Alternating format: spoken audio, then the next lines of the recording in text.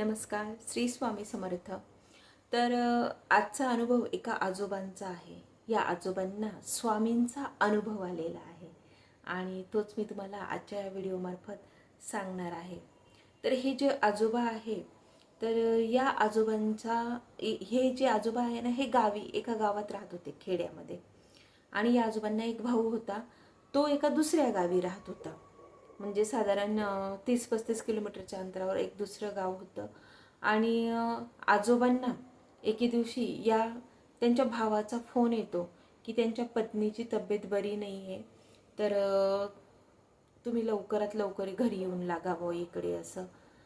मग जेव्हा फोन येतो आजोबांना, तेव्हा आता त्यावेळेस फक्त बसेस वगैरे चालायच्या आणि खाजगी गाड्या वगैरे काही नव्हत्या आणि त्यांचे एक ठराविक टायमिंग होते. ते टायमिंग नंतर बस म्हणजे अलाउड नव्हत्या. त्याच्यामुळे आजोबा जी काही बस होती त्या बसने त्या गावी गेले, भावाच्या गावी. आणि मग तिथे त्यांची जी काही भाऊजाई होती तिला बघितलं वगैरे. तिची तब्येत खूपच सिरियस होती. आणि त्यानंतर मग त्यांचं जेवण खाणं उरकल्यानंतर साधारण एक रात्रीची बस होती तिथे, रात्री 8-1 वाजताची. तर तिथून ते आजोबा निघाले पुन्हा आपल्या गावी परत येण्यासाठी. आणि मग साधारण रात्री 10-1 वाजता आजोबा गावी पोहोचले. परंतु हे जे आजोबा होते हे मळ्यात राहत होते. तर मग मळ्यात राहत असताना गाव ते मळा जो काही रस्ता होता, त्या रस्त्याने रात्रीचे 10-10:30 वाजता हे आजोबा स्वामी नामाचा जप करत चालले होते आपल्या घरी. आणि तेवढ्यात मग कोल्ह्यांचा आवाज, किरकिर, असं रात्रीचा तो भयानक आवाज त्यांच्या कानावर पडत होता. तसे आजोबा थोडेसे मनातून घाबरलेले होते आणि त्यामुळे आजोबा स्वामी नामाचा धावा जोरजोरात करू लागले होते. तेवढ्यात रस्त्याने जाताना एका शेतातून आजोबांना खूप मोठी अशी एक किंचाळी बाईची ऐकू आली आणि आजोबा एकदम स्तब्ध होऊन गेले. आणि पुढे बघता तर काय, तर पुढे एक हिरवं वस्त्र नेसलेली एक स्त्री होती आजोबांसमोर उभी. आणि ती केस मोकळे सोडलेले होते आणि ती इतकी जोरात वेगाने पळत आजोबांच्या दिशेने ती येत होती. इतकी जोरात पळाली ती की आता ती आजोबांमधून आर पार अचानक निघून गेली. मग आजोबा खूप घाबरून गेले तिला बघून की मला सोड, असं आजोबा तिला म्हणू लागले. तेव्हा ती पुन्हा आजोबांच्या समोर आली आणि मानेने नाही असं म्हणू लागली. आजोबांची डायरेक्ट बोलतीच बंद होऊन गेली. आजोबांना काय करावं समजत नव्हतं. तेवढ्यात आजोबांनी पुन्हा जोरजोरात स्वामी नामाचा धावा सुरू केला. त्यानंतर मग तिथे एक झाड होतं आणि त्या झाडाखाली एक दिवा जळताना आजोबांना दिसला. आणि एक तिथे लख्ख प्रकाश पडला. आजोबांच्या नामस्मरणाने तिथे लख्ख प्रकाश पडला आणि तिथे साक्षात स्वामी यांचा अनुभव, त्यांना आजोबांना आवाज आला की भिवू नकोस, मी तुझ्या पाठीशी आहे असा. आणि ती जी काही स्त्री होती त्या स्त्रीला स्वामी म्हटले, जर तू ह्याला काही केलं तर लक्षात ठेव, गाठ माझ्याशी आहे. आणि त्या क्षणी ती जी काही स्त्री होती ती अचानक तिथून गायब झाली.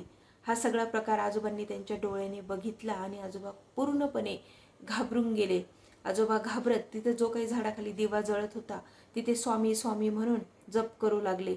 आजोबांना पुढे जाण्याची पण हिंमत होत नव्हती. त्यावेळेस पुन्हा एकदा स्वामींचा आवाज आला आजोबांना की भिवू नकोस बाळा, मी तुझ्या पाठीशी आहे आणि थकला असशील ना रे, माझ्या मांडीवर डोकं ठेवून झोप, असं म्हणून आजोबा त्या रात्री त्या झाडाखालीच त्या जळत्या दिव्यापाशी झोपून गेले. सकाळी जेव्हा आजोबांचा डोळा उघडला तेव्हा बघितलं आजोबांनी की आजूबाजूला सगळा लख्ख प्रकाश पडलेला आहे.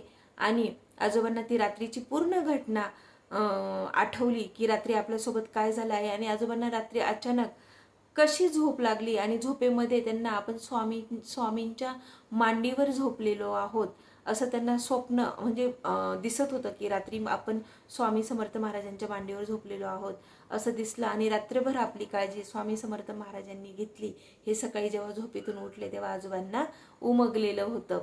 तर जेव्हा आजोबा सकाळी उठले तेव्हा ते पुन्हा आपल्या घराकडे सुखरूप पोहोचले आणि त्यांना झालेला सगळा प्रकार त्यांना आठवला.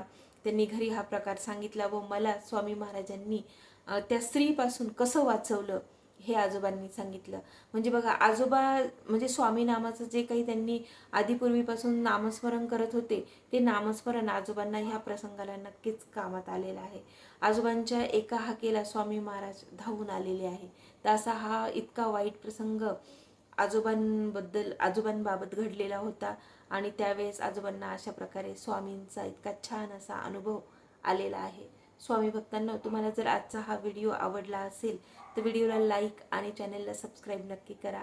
आणि त्याचबरोबर कमेंटमध्ये आपल्या महाराजांसाठी श्री स्वामी समर्थ असे लिहा. श्री स्वामी समर्थ.